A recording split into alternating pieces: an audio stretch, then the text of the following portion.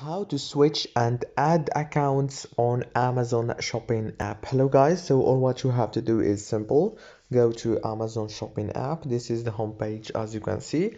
Now go down here, click on those three lines and click on the settings option as you can see. Now all what you have to do is simple. Click on switch accounts and it will take you directly to this page. Now click on add account from here and you will be able to add accounts easily. If this video was helpful, please don't forget to like and subscribe. Thank you so much.